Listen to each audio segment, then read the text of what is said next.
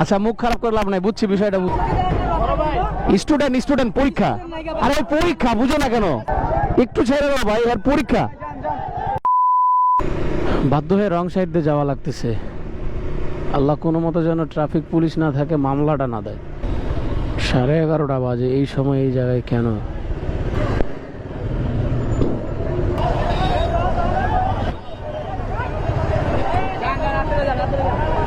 কি হয়েছে ভাই? এই ভাই, মানে কি বিষয়?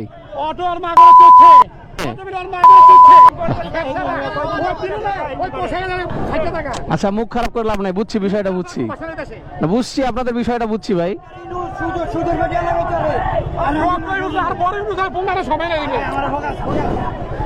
যাক ভাই, মুখ খারাপ করেন না ভাই, ন্যায়ের বিচার হবে, ন্যায়ের বিচার হবে, এই হলো কথা, ন্যায়ের বিচার হবে ওর ভাই, ন্যায়ের বিচার হবে। ওকে ভাই, লাগে থাকেন ইনশাআল্লাহ।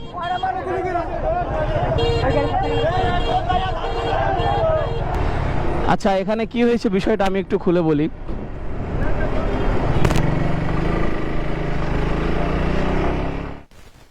এই তুমির পরীক্ষা, আমি তো যাবো বিজয়নগরের দিকে, কাকরাইল।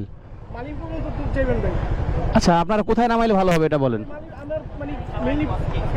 মানে এখন নামাইলে কোথায় নামাইলে ভালো হবে? মালিবাগে, বা আমি যদি আপনাকে ওই কি আবুল হোটেলের সামনে নামাই চলবে? ওঠেন। আচ্ছা আগে সেখানে কি হয়েছে ওই বিষয়টা আমি বলিনি। এখানে রাস্তাঘাটে এরকম অবরোধ বা আটকানোর কারণ হচ্ছে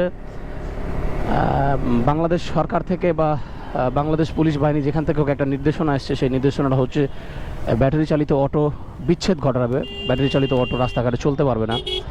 এই কারণে যত, এই ভাই ক্লিয়ার করি রাস্তাটা, এই কারণে যত ব্যাটারি চালিত অটো আছে অবরোধে নামছে যে তাদেরকে উচ্ছেদ করানো যেন না হয়, তারা যেন রাস্তায় থাকে।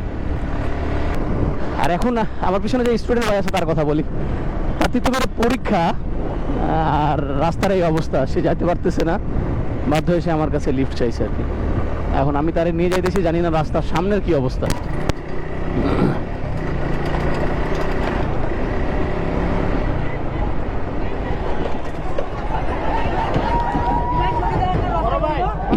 স্টুডেন্ট পরীক্ষা, আরে পরীক্ষা বুঝো না কেন? আরে সত্যি পরীক্ষা রে ভাই, শোনো ভাই, আরে ভাই আমি তোমার সাথে আছি, বুঝো সেটা, এর পরীক্ষা দেখো, আমার কিছু না ভাই, আমি তো অফিস যাবো, বুঝো না, রাস্তাটা পাওয়া করবো একটু। আরে ভাই পরীক্ষা ভাই, তোমরা কাজ করো, সমস্যা নাই, তোমাদের হক তোমরা আদায় করো, এর পরীক্ষা এরকম ছেড়ে দাও, একটু ছেড়ে দাও ভাই, এর পরীক্ষা। যাক, থ্যাংক ইউ ভাই, থ্যাংক ইউ ভাই।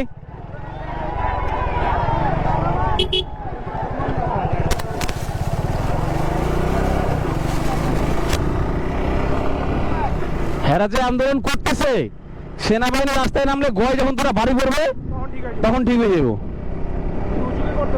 হুজুগেই তো করতেছে।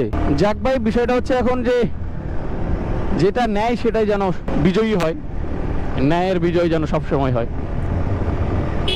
অটোরিকশার কারণে রাস্তাঘাটে অনেক ক্ষতি হয়, তবে তারা যদি লোকাল এলাকায় চলে, লোকাল এলাকার মধ্যে সীমাবদ্ধ থাকে, তাহলে আলহামদুলিল্লাহ, তাহলে তাদের কোনো ক্ষতি নাই, তাহলে তাদের দ্বারা তেমন কোনো ক্ষতি হবে না। বাট তারা যে মেইন রোডে চলাফেরা করে, এই কারণে অনেক ক্ষতি হয়। তো আমি মনে করি যে তাদেরকে মেইন রোড থেকে বিলুপ্ত ঘোষণা করে তারা শুধু লোকাল এলাকায় চলাফেরা করতে পারবে, এরকম একটা আইনের আওতায় আনা হোক।